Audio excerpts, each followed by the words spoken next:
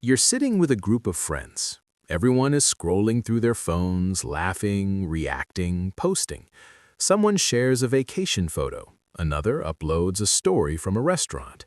Someone else checks how many likes their latest post got. And then there's you, or maybe someone you know, who rarely posts anything at all. No photos, no updates, no relationship announcements, no dramatic life moments shared online. And people notice. Someone eventually asks the question that almost always comes up. Why are you so quiet on social media? Sometimes it's said jokingly, sometimes suspiciously. Sometimes people assume the worst. Maybe that person is hiding something. Maybe they're lonely. Maybe they're just not interesting enough to post. But here's the strange psychological twist. In many cases, the people who share the least online often have the richest internal lives. Let me explain. Because in a world where everyone seems to be narrating their life publicly, choosing silence is actually a very interesting psychological decision. Think about how social media works. At its core, it's a stage, a place where moments are selected, edited, filtered, and presented to an audience. Not necessarily fake, but curated.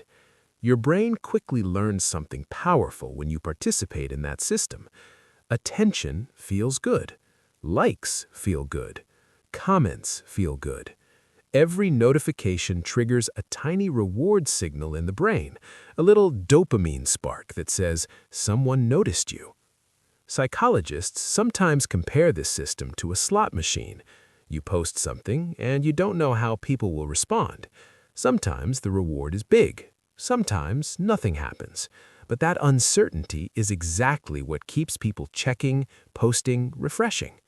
So when someone consistently chooses not to participate in that cycle, it raises an interesting psychological question. Why? One explanation lies in something called internal versus external validation. Some people build their sense of worth primarily from external signals, feedback from others, recognition, applause, approval. There's nothing inherently wrong with that. Humans are social creatures. Our brains evolved to care deeply about how we're perceived. But other people lean more heavily on internal validation.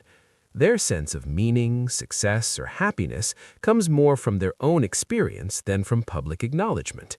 When someone takes a beautiful trip, their first instinct might not be, "I need to post this." Instead, it's simply, "I want to experience this."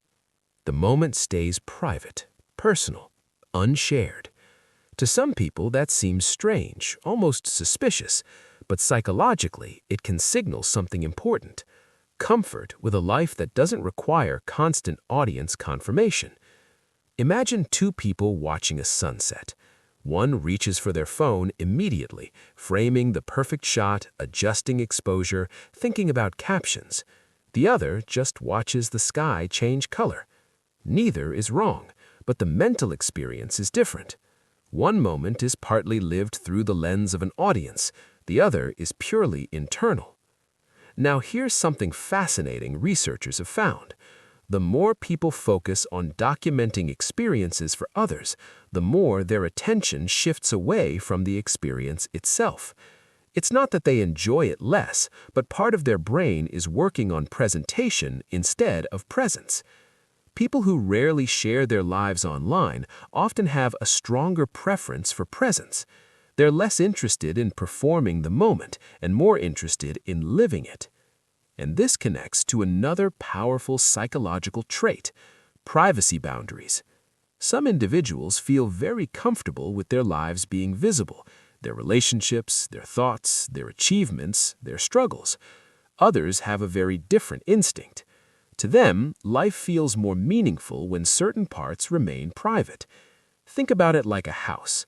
Some people build houses with huge glass windows facing the street. Everything is open, visible, shared. Others prefer curtains, doors, separate rooms.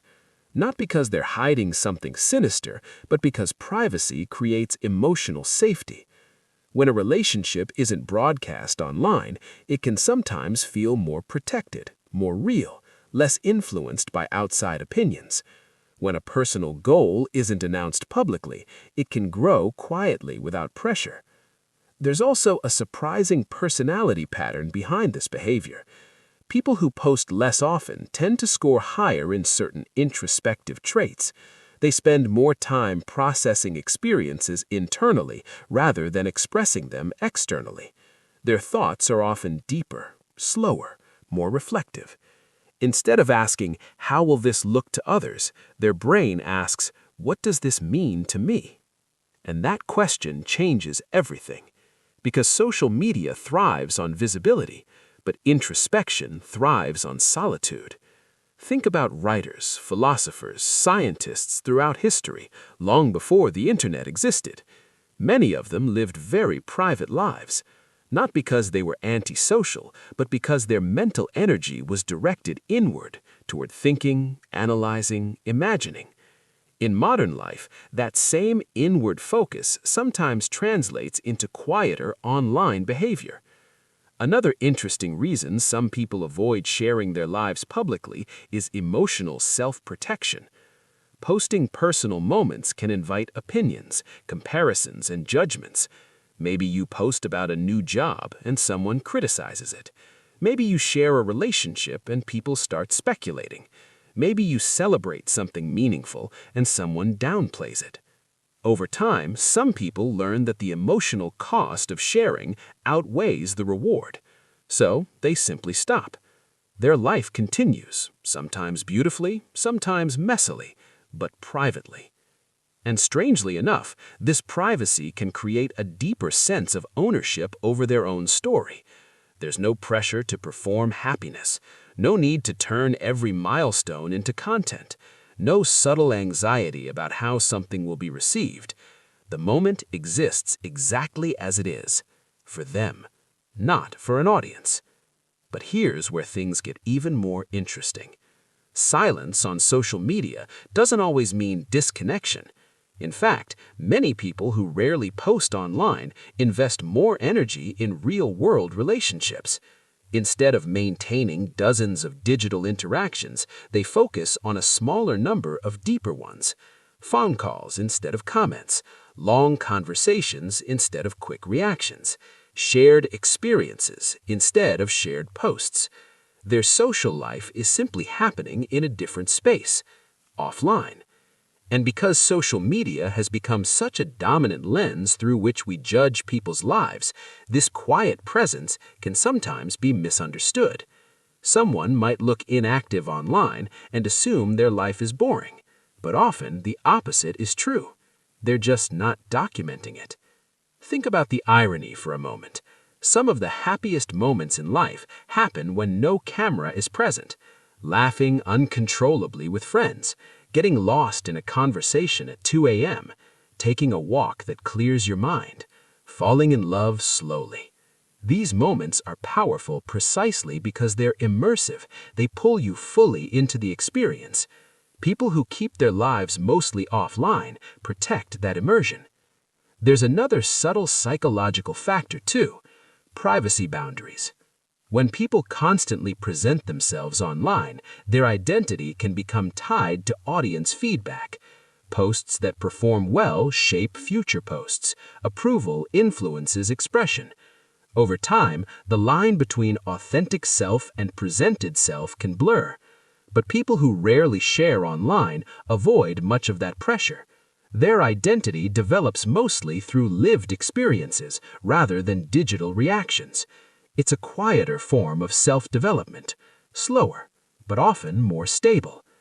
Now, of course, none of this means people who share their lives online are shallow or insecure. Social media can be creative, connective, inspiring. For many people, it's simply a way to stay in touch, express themselves, or document memories. But psychology isn't about declaring one behavior superior. It's about understanding the motivations behind different choices. And the quiet social media user is a fascinating example of how humans relate differently to visibility. Some people thrive on sharing their journey. Others prefer walking it quietly. Both paths exist. Both are valid.